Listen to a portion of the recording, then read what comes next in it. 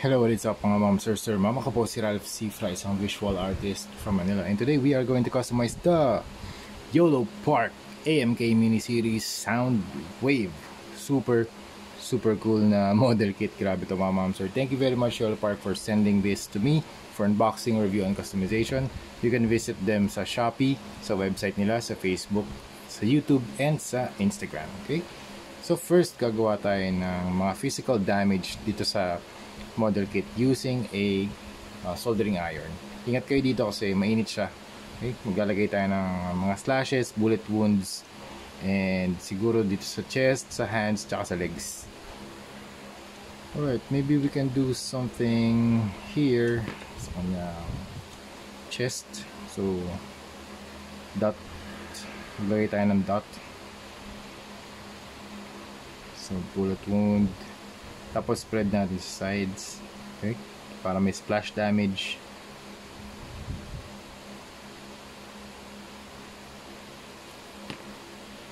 Okay, para dito kay Soundwave, sa chest na lang ako naglagay ng battle damage area.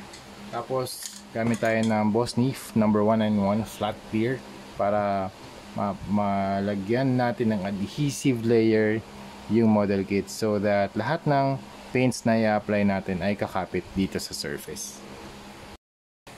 Next step para kay Soundwave ay mag-apply tayo ng black wash using PH179 Black from Armored Komodo water-based primer. Okay, so kung mag-apply tayo ng wash, make sure na mas marami yung tubig kaysa dun sa paint. So yung ratio ng tubig sa paint pwedeng 50-50, 60-40, 70-30.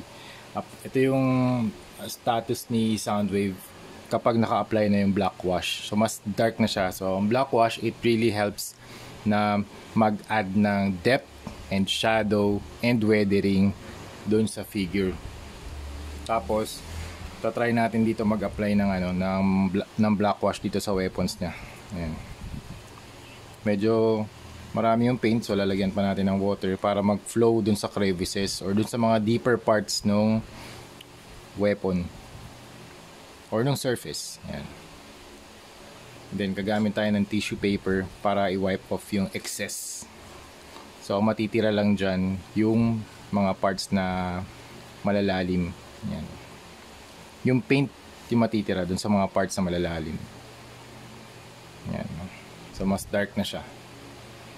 Okay, after the black wash, gamit tayo ng ng Vallejo Metal Color Silver 77.724 Plata from Vallejo Paints. Gagamitin naman natin tong silver paint for dry brushing. Okay, try natin dito sa kanyang body.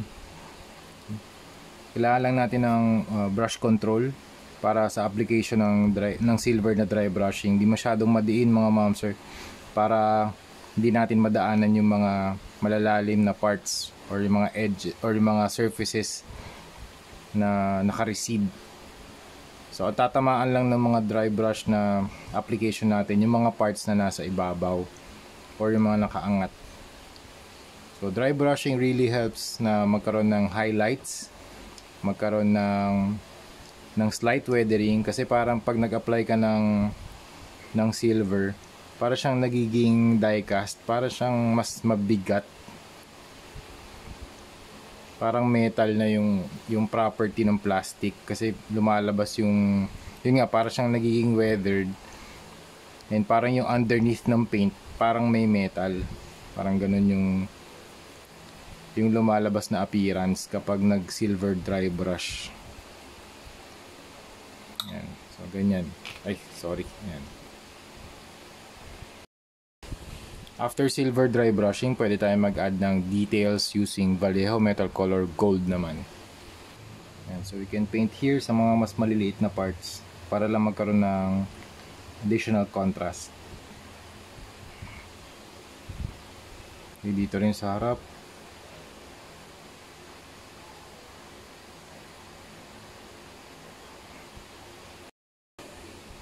Last part ng detailing na gagawin natin ay mag-apply tayo ng PH179 Black ulit para makapag-add tayo ng mas maliliit na type of weathering using sponge naman. Okay, add tayo dito sa shoulders, body, okay. sa arms. Mas maganda sa arms maglagay ng black na sponge. Mas mataas kasi yung contrast dyan eh. Or sa mga white parts. Okay, meron pa pala ako nakalimutan. Dito sa may mata mag-add tayo ng warm red.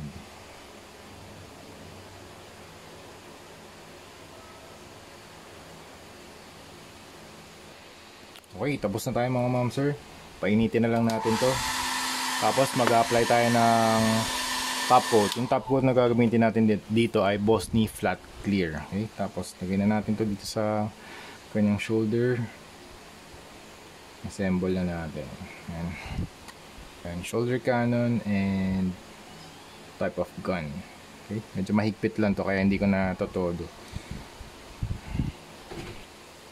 Alright, this is it. Tapos na tayo dito sa ating Soundwave na AMK mini series from YOLO Park. Again, thank you very much YOLO Park for sending this for unboxing, review, and customization. So we are done and we will proceed with Starscream. Tapos meron pa tayong Bumblebee. Okay? So nag-add na lang ako ng details dito sa kanyang chest part. Dito din sa kanyang baril nag-apply din ako ng turquoise. Sobrang natutuwa talaga ako dito sa YOLO Park AMK mini series kasi very poseable siya kahit na maliit lang, and naka ball joint kasi yung mga pegs, so you can move them around.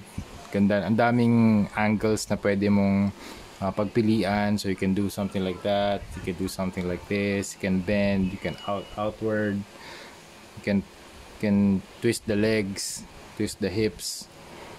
Yan, do something like this, like sitting poses, diba? Angas, diba? Something like that.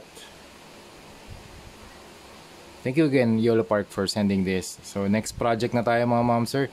Thank you very much for watching and see you sa next video. Bye bye.